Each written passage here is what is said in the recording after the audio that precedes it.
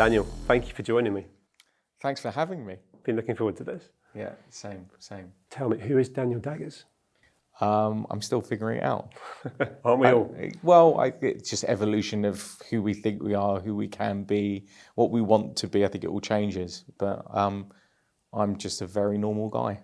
I can tell. I like that. Yeah.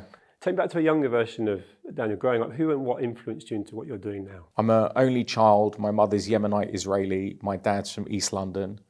I grew up in local authority housing.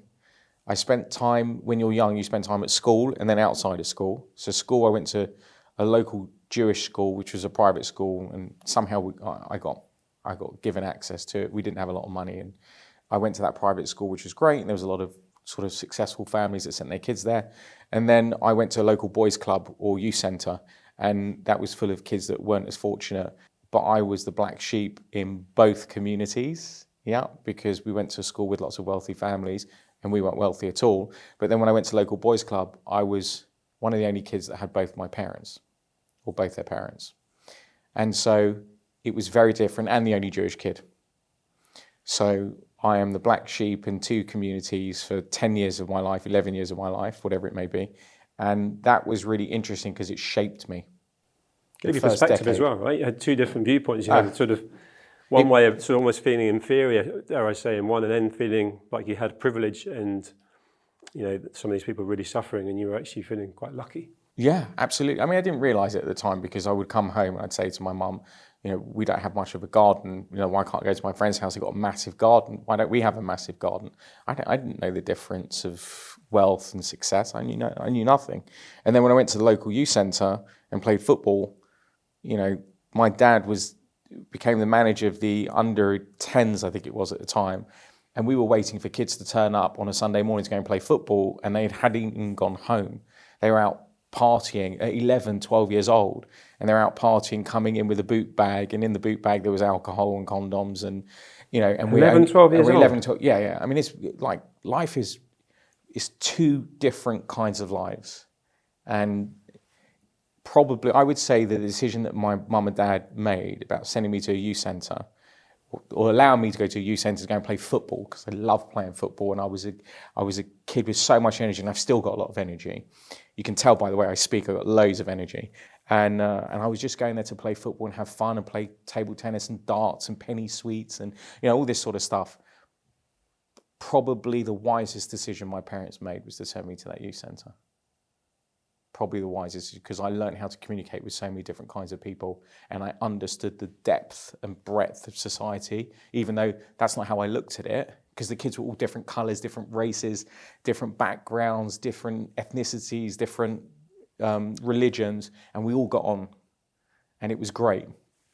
Until we didn't get on, and then there was fighting, and you had to learn to deal with all that sort of stuff. It's interesting because as an education kind of curriculum, if you like, there's so much you're not taught in schools. Yeah. And actually, you know, what you've gone on to do, being Mr Superprime, dealing with, you know, talking about learning to deal with different people. I watched you come in here and you greeted everyone and interested in meeting them and asking what their names are and what they do. Yeah. But you also then are hobnobbing, if you like, and actually dealing with as clients, the wealthiest, most successful people in the world. That whole grounding, you're not taught that at school in an education curriculum, but actually that, without knowing it, it feels like that you learned that super young. Well, my mum's very strict. My mum's very strict, and she's a very proud woman. Like she was a housewife, but like you could eat off the floor of my mum's house. Like she's unbelievably proud of everything she does. She would tell me to walk my head up, don't drag my feet. I didn't understand it. I thought it was frustrating. I couldn't, where's the value here? Like, I just want to give me a football, let me go and play football kind of thing. I didn't really get it. And then being respectful to people, my mum drilled that into me. And I saw my father, who's got the most amazing way with people. So when I went, my dad was a kitchen designer and part-time fitter. And so when I went with him on the odd occasion when I was off school or whatever it may be, I would see how his clients would greet him. And everyone would do it with a smile, right? And they would hug him or high-five him. And I was like, wow, people really love my dad. My dad's not just a shake your hand kind of guy. So what is he doing here? Because people really love him, and like we all want to be liked. Yeah, it's a balance that we're all trying to figure out. And so me going around saying hello to people and shaking hands and looking people in the eye and saying, pleasure to meet you, and so on and so on, it's just a sign of respect, but it's also a love for people. And I genuinely love people, and I love the psychology behind it and all that sort of stuff. So learning that young, and then I guess at some point it became an interest in property. And property is a people... Zero interest in property. Really? Yeah. So was it the people side of things first and foremost? No, it was the nature that I had to go and earn a living, and school told me that I wasn't intelligent enough to do anything that was particularly meaningful. Because if you don't succeed at school, you got to think about it. When you're young and you're up until the age of 17, how do you know any value? How do you know whether or not you're valuable or not? It's all based on grades and passing exam, which actually parallels me, by the way. Okay, so the two ways of looking at this outside school, which is, are you any good at football, any hobbies? So you might be horse riding or skateboarding or playing football. I was a really good footballer. I found a lot of value in that. That's what I pinned myself to. At school, I wasn't very good at school. I think I think I'm dyslexic, but I don't know. Yeah, self-diagnosed. My mum told me that I used to read backwards. School told me, because I failed at so many things and I wasn't great and my grades weren't good and something like this, you don't leave school going, I feel so empowered, I'm going to be so successful because all my grades and teachers told me that I'm going to be a doctor or a lawyer or an accountant, all the things my mum wanted me to be. So I didn't go out into the big world and go, I'm going to be successful. I just wanted to nail a job and get independence by making money. That's all I wanted. Exactly the same as me. Yeah, I think most. I wasn't even good at football, so I didn't even have that. Well, then you're in trouble. No, totally. No, but sincerely, like I wanted to get. I remember the jobs that I was applying for. I wanted to be a sales clerk on the sales floor at one of the sports brands. I can't remember which one now, and work selling items. I didn't know what I wanted to do. I had no idea. Real estate was just. I did a course in business studies because I didn't qualify to do A-levels. And in the business studies, it was like a light was turned on. It was like, oh, I make money and then I send an invoice and this is what an invoice looks like. And all the practical things that I'd heard my father at the table next to me talk about over the phone. I was like, okay, now I'm understanding the practicalities of life. And I loved it. And I needed a 2-week work experience somewhere. And my dad said, go to this local estate agency. I put a call into to the head. His name's Stephen Vickers. It was Vickers and Company in Maida Vale in West London. And I worked there for 2 weeks, licked stamps, licked envelopes, folded pieces of paper, made coffees, best lesson ever. Whenever you go to a new business and you're a junior and someone asks you to make a coffee, make the worst coffee possible and you'll never get asked again. And I worked there for 2 weeks. And then about 1.5 years later, after I broke my collarbone and I was studying surveying, which I hated, I quit everything, and the boss called up and said, one of our negotiators has left. Are you interested in a job? And I said, yes. And he said, what motivates you? And I said, money. But I was young. Don't be ashamed of that. I was the same. I was the same. Don't get me wrong, like I've got no problem with that. But actually, if you really think about it, to build wealth, it's not money that you're chasing, it's skill. It's skill. If you become more skilled, you will command more value. And that often looks like money. And so I went into this estate agency at 17 as a spotty teenager. I knew nothing about nothing.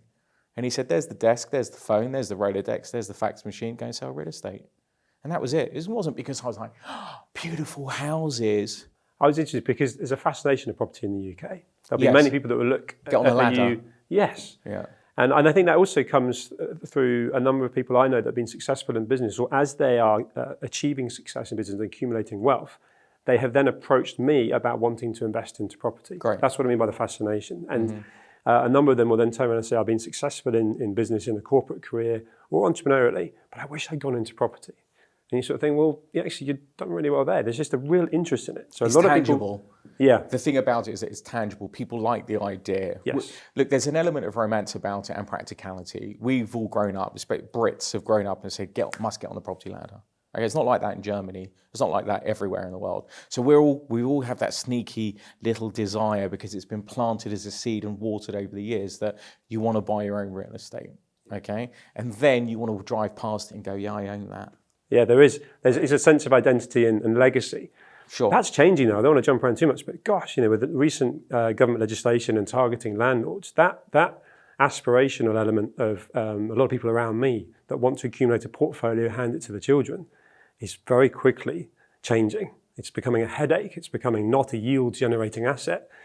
Are you seeing that in Superprime? People buy real estate now as a store of value at super prime levels, not to make money. Very hard to make money in the super prime level.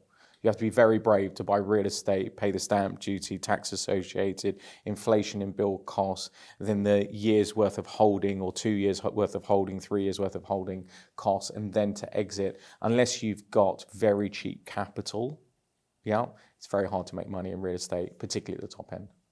Is there a sort of almost an asset accumulation and status that goes with the purchasing, or is it typically people buying to live, or is there an element of I want that? It's almost like a bit of a trophy.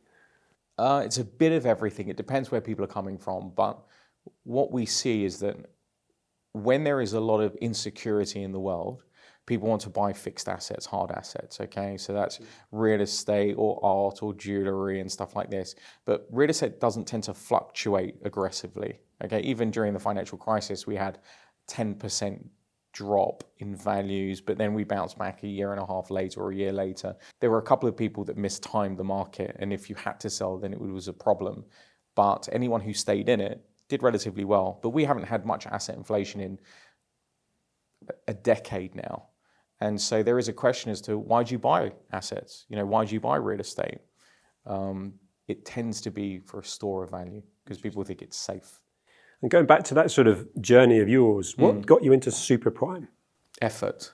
It's funny, no one really gave a toot about me for 15 years, okay? And I worked consistently every single day for 15 years to get to a point where people go, oh, this guy's quite interesting after I started producing content on social media channels. No one really sees that I went into work as a 17-year-old. My dad says this to me. I never had to question why you weren't at work. You're at work every single day. You went into the office, no complaints. I might have been 10 minutes late and live around the corner from the office, right? No excuses. I'll tell you a funny story actually, because it's great. Often the two bosses in an eight-person business, and it was a glass box, and I was sat in the window, the two bosses would come in late at around 10 o'clock. So I'm living around the corner. I've got no excuses to be late. And I walked in one day and I saw them. I parked my car. You could see into the office the two bosses there. And I thought, oh my goodness, this is not good. And it was like 9:20. So I was having a panic attack, going in. I'm like 18 years old. And I had no excuses. So they looked at me as I walked in. I said, I'm so sorry I'm late, but an elephant landed on my house.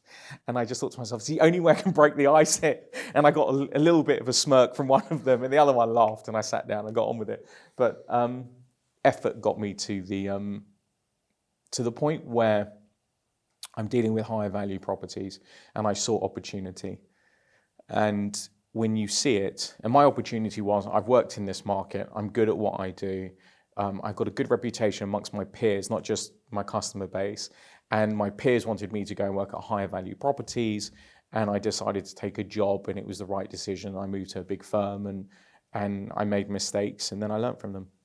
There's a real humility with you, despite the amount of success and the amount of effort you've put in. But you're prepared to champion that sort of thing, because I think that's like the amount of people that want to be successful, but dare I say, won't put that effort in. And you mentioned that word consistency. Yeah. Showing up every day, being professional, and being, a personality. Talking to you for only 10 minutes now. You're a pleasure to talk with. You're fun, but you also can bring it down to backing it up with stats, backing it up with a huge amount of experience.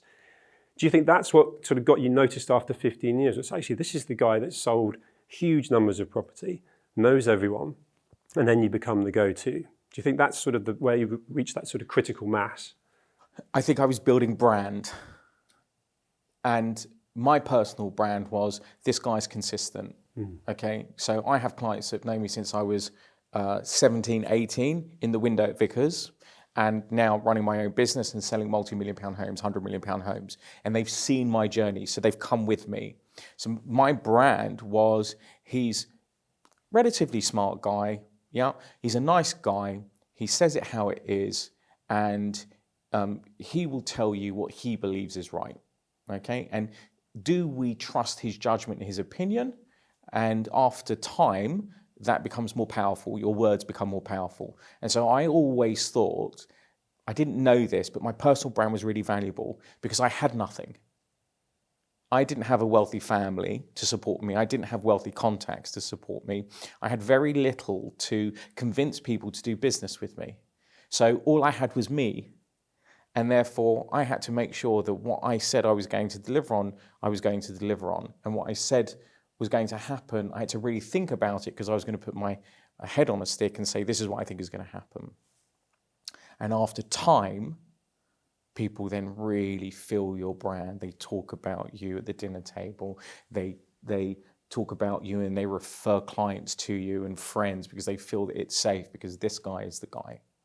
Personal brand's becoming huge now, isn't it? And I think it was not prioritized as much and not a focus for certain people.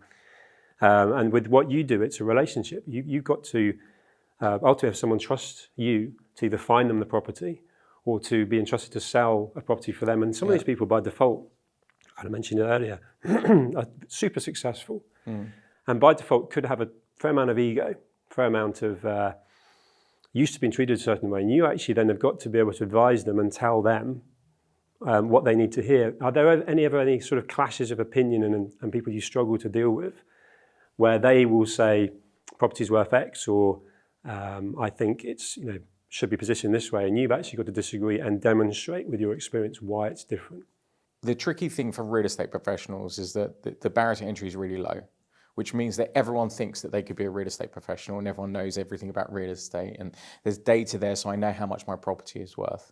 And often there's very little to argue about the data. Yeah, often. So it's about placement and strategy and opinion and guidance and on market, off market and all this sort of stuff. And so you have to be convincing, and to do that, you have to say, this is what I've done previously and your reputation goes with you. How you articulate it to different kinds of people is the skill. Okay, so I'll know who I'm dealing with before I go there. I'll research that individual. I'll find out whether or not they're in finance or they're in copper technology, and we know a lot about technology, or media, and I will describe the issues that we have in selling the real estate in the way that they want to receive it and understand it better. And that is a skill that you just learn over years. Yeah, that's also something that you can demonstrate, not just from a comparable property down the road sold for same money and the person's challenging you, and you've got to then demonstrate why actually, well, that's just by being down the road, it's actually a very different proximity. We're right next to the park here, there's an aspect and so on. And that takes some explaining because data doesn't tell the full story, right? No, because there's loads of nuances. Yeah, and then bringing data into what you do. So Daniel as a personality and personal brand, and then your wider team is one thing. But with AI coming into so much business now, are you embracing that? Can you bring that technology into what you do? There's going to be democratization of the information that surrounds real estate. And we're going to use that data as a total market. So what you'll find, estate agents will use their own data, particularly the big corporates. They'll go, we are the epicenter of everything that happens in real estate. And actually, I've always wanted to work with total data, total market data. When you work with total market data, you'll get a better understanding as to what the market's doing. And then you can anticipate. The thing about data is that it's past data. It's things that have happened historically that will hopefully create a pattern moving forward. What you want to do with that as a business is you want to use that data as like a base foundation of a rule. But you want to be prepared to break that rule subject to what's happening culturally. Okay? So data may suggest that this group of people are buying real estate in this neighborhood. But what happens if there is a war in that region? And all of a sudden there's not those many people coming into this country. That's going to have an impact on the historical data, and it won't necessarily say the same story moving forward. So you have to use the data as a foundation, give that to your agents and the advisors in our business, and then they have to understand and interpret what it may look like in the future and anticipate. That makes sense. And that's down to culture. I'm interested, if you had a property, for example, we've got a mutual friend, John Caldwell. Yeah. So we've both been inside that incredible Mayfair property, and of course he's building the properties next door. So without using John's properties as the example, but going into a property that, dare I say, is incredibly unique. It might be just the size of it. It might be the way that it's specified and it's kitted out. Yeah. In your capacity then, and I'm sort of using empathy here, I'm trying to imagine, where do you draw upon other examples, comparables when there may not be one, to actually put a value on that, and then meet the expectations of what the client might have. So we're dealing with unique assets all the time. When something is truly unique, it has its own market. But you have to recognize that that is only for a single person that will really appreciate it. And how you communicate that message to the market is very important. It's the skill of communication that creates more value for the client. And that is whether or not you do it in person, or you do it verbally, or you do it over social media channels, or you do it in a PR campaign. How you deliver that message is vitally important. It's fascinating, that. Yeah, like it's the skill of the communication that really counts. We were talking about personal brand before. The reason why real estate agents is a frowned upon community. But ironically, I think that I'm the first real estate agent that has to deal with envy. Because no one really wanted to be a real estate agent 10 years ago, 20 years ago, 30 years ago, 40 years ago. It was a profession filled with people who didn't make it as lawyers and accountants and so on and so on. And so now it's seen as cool and sexy because what we're doing over social media channels and my personal profile and Netflix and things like that. The biggest issue that we've had is people have hidden behind the corporate veil. And that means that you don't have to accept accountability on what you do. So on the flip side is, if you're not accepting any form of accountability, you can't be proud of your work. I want to be unbelievably accountable so I can be really proud. Yeah. It comes from my mother, right? My mum's so proud. So we're in a place now where people are the business. The way I look at individuals on platform economy is that people are the CEO of their business, CFO of their business, and CMO of their business. They're creating content as the CMO. CFO, they're spending money as an investment for their business, and they're the CEO because they are who they are. And when you have the opportunity to speak to the public, you're the face of your business. That's interesting, that, because Netflix is a good example, actually. I really enjoyed the series, watched it with my wife. And sitting with you now, that importance of communication, personality, personal brand as Daniel, and the pride that you've got, it resonates, it radiates from you. But then you've got to grow a team that represent that. And your reputation is important. So these people are super important to you, not just so that you can actually scale what you do, but also they're important in the context of if one of them was to let themselves down, they let you down. Yeah. How do you choose someone to grow into the team of DDRE? You're talking about culture.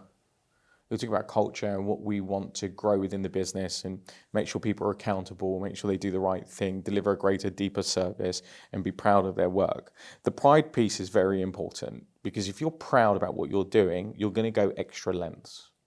And you're going to recognize when you put your face on camera and you are the face of your business, which they are. We're a technological platform, okay, that supports them. And I can go into more detail, but they are the face of their business. So when people become the face of their business, they all of a sudden think very carefully about the decisions that they make, because wherever you go in today's world now, people can find you. And so you have to be very straight, very, very straight. And you have to do good and really set examples for yourself. And I have to do that every single day. People have very, very high bar for me. Trying to achieve that bar every single day is very difficult. But if I set the example, other people will set the example. And then if they do it in the public domain, they have to continue that. Yeah, consistency again. It's consistency, and it's also self-policing. So would you be taking people into DDRE that, dare I say, have not had real estate experience? Yes. And actual estate agency experience? Yes. Yeah, I can see that. Yeah, so you're bringing in the individual that you then know you can actually train the rest. So there's a reason for it. We are really into technology and media and content. We're actually a technology media marketing business, DDRE, and we help incubate personal brand to deliver a great real estate service, okay, to their clients. Does that set you apart from the sales and the life? Totally, absolutely. The thing about this concept is that we can teach people the skill of being a real estate agent. So for instance, no one teaches anybody how to say hello to somebody professionally. How do you say hello to a woman who's wearing a hijab, who comes to see a property? How do you do that? Well, if you create an environment where agents, or advisors we call them, feel uncomfortable, They make the customer uncomfortable, and therefore you can't grow your relationship. So you need to train people in delivering a great service. Now, we can do that. We have an online platform that trains agents, and it's the skill that I've learned over years, and we've put it into a platform, and they can go off and they can truly understand how to be a real estate agent, how to show property. No one ever taught me how to show property. If we can teach that skill, what's really difficult is finding people who can communicate it. And if you find people who can communicate it well over digital channels or in person, they become very valuable. And so due to the low level of entry in real estate, we now have a great opportunity to bring people with talent and skill into our environment and train them and get them executing a service that people haven't received before. That's exciting, isn't it? Yeah. I was going to ask you what your USP is, your unique selling point, and it's clear that there's Daniel's USP, which is your personality, which is a combination of all your experience and all your upbringing, and then you've brought something really unique as a business as well. It's a great marriage. Well, I don't believe anyone is going to do business with a service provider in the future that is a stranger. Yeah, I totally see that. I just find that absolutely crazy. Yeah. Okay. Do you have children? I do, 2 daughters. Okay. Congratulations to you. You're a recent dad, right? Thank you. I'm a recent dad. Yeah. How old are my kids are 13 and 15. Would you put your 13-year-old daughter into an Uber? No. Okay. Why not? When you say would I put them in an Uber, as in actually. Would you order an Uber for your 13-year-old daughter? I just contradicted myself because I have done that. You have done it before, but your immediate reaction is no because you feel uncomfortable with it. Yeah. Okay. Is it because that person's a stranger? Yeah. Okay, but you're prepared to go to a service provider, to an estate agent who you've never met before in your life, you know nothing about them, you're going to give them you're going to give them the keys to your home where your partner sleeps and your kid sleeps, where you have all your valuables. It's the most precious space in your life is your home. And you're going to give a key to a stranger because they work under a banner. I think that's absolutely crazy. Yet you won't put your kid in a car where you know in real time where they are, who the individual is, what their contact information are, and they're being tracked. Yeah. I just think it's crazy. And in a world of digitization, we've gone from a place, and I've done some research on this, but we've gone from a place of 6 degrees of separation to 3. And that means that we all know more people that deliver a service. So I'm pretty certain that I could ask you, hey, do you have a good back specialist? And you'll probably tell me someone you know. The same thing's going to happen into real estate, okay? And it's about time. Do you find on that basis that regardless of how much, dare I say, publicity you've had, Netflix and the actual kind of, if you like, sort of shop front and so on, majority of people that come to you are through referral, through someone that's dealt with you? 100%. Yeah. That's powerful, right? They're the strongest pieces of business. Yeah. And the thing about it, as you go up in value, the ultra high net worth community don't want strangers around them. There's no trust or accountability, what I call trust equity. You earn it. And the way that you end up finding your client base is through trust equity. So I'm building trust equity with you right now, and you will then refer me to somebody else. Yeah. And at that point, you're sharing trust equity with other people in your environment. And we're doing this, it's a form of transaction, but we're doing it with what I call trust equity. And that's what we really need to focus on. And you're being positioned not just as someone that can help them with the property, you're being positioned as someone that they like, and they'll have nice things to say about you, which is not just the whole, you need to speak to Daniel, he'll sell your property. It's like, oh, he's a good guy. And you said you're going to Doha tomorrow, been invited by the royal family, right? That's, but these guys want to spend time with you. Correct. That's what I can tell. I'm enjoying this. Well, I hope so. I'm conscious of time. I wanted to ask you that as a successful businessman, entrepreneur, sitting here now, how do you define success? I think the definition changes the older you get, just with age. Success when I was 18 was to get a subwoofer in my Vauxhall Corsa, okay? And then I wanted to get a bit older, and then I wanted to buy my own home, bought my own home. And then I wanted to get a nice car, so I bought a nice car. And then I wanted to get a watch. And then I bought another watch when I broke up with an ex-girlfriend. I was feeling sad about it, and I thought the watch was going to give me pleasure and happiness, and it didn't, and I learned that. And so gradually through the years, you just learn that success looks different. For the 17-year-old who follows me on social media, or the 24-year-old who's been working for 6 years, I may be the person that they look up to and go, well, I would love to achieve his levels of success. But in the moment today, I'm looking at other people going, I would love to achieve their levels of success. And that's a constant drive. And I love that because all I want to do is be the best version of myself every single day.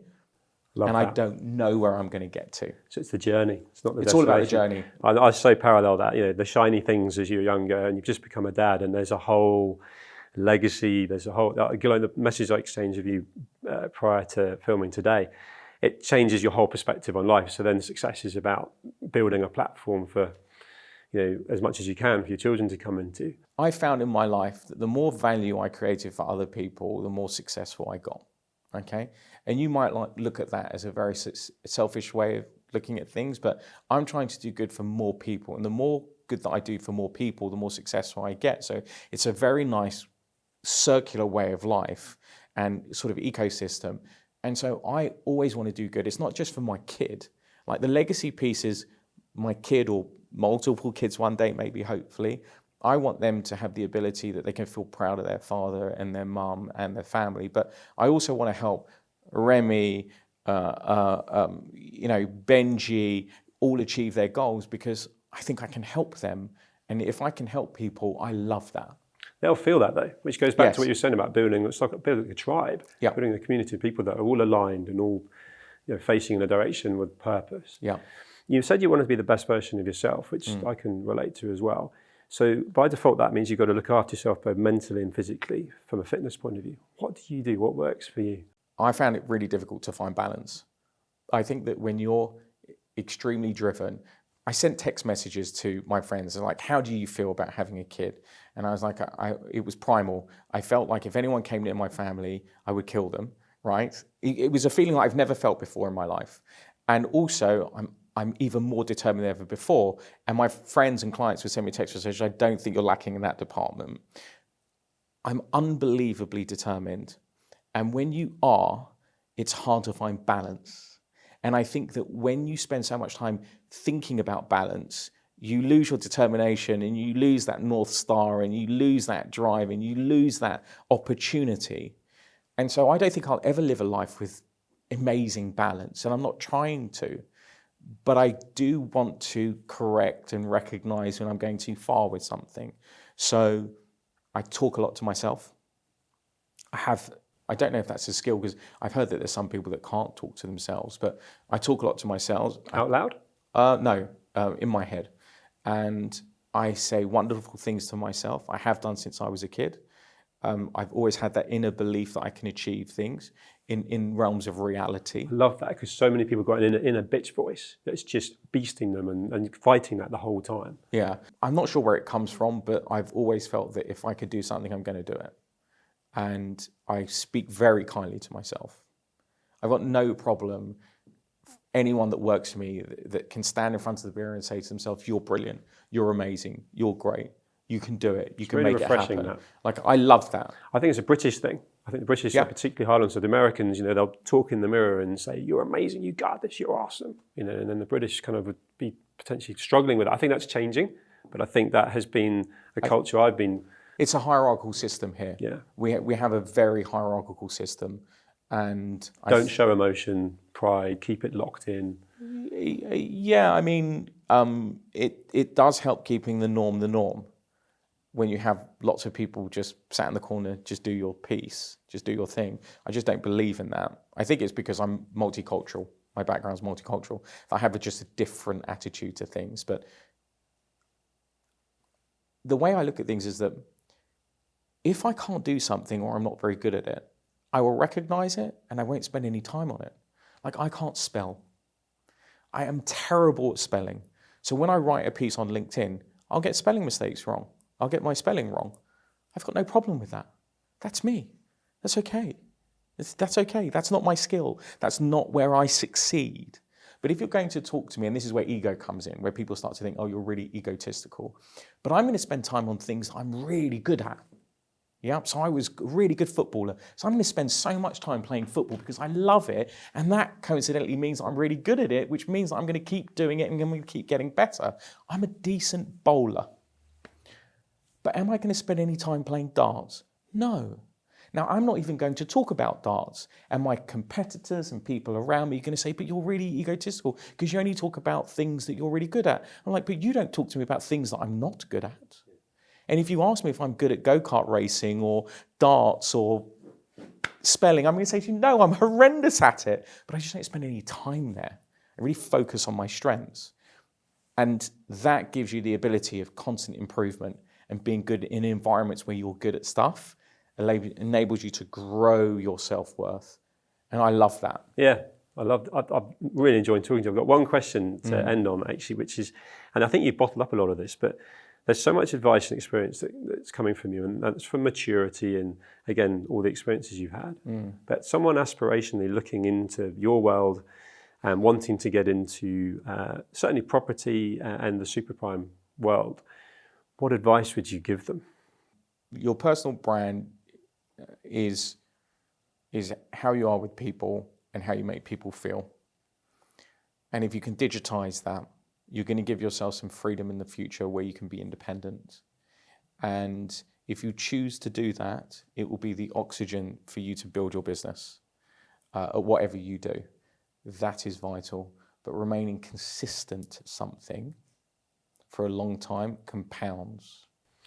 Without necessarily getting a pat on the back or any sort of visibility of reward. No one cared about. If you're consistent, you just, Sure. You're building something, right? Oh, and often people think you're crazy. First sign of success is you're crazy. So was I crazy to work at Vickers for 10 years and earn £7,000 a year? Was I crazy to do that? If that gave me the foundation of where I live today, where I am today, the people I can spend time with. So be prepared to if you're aspirational and wanting to make money, it may not come straight away, but look at the environment you're in, learn from it, and you'll elevate. It's not money, it's skill.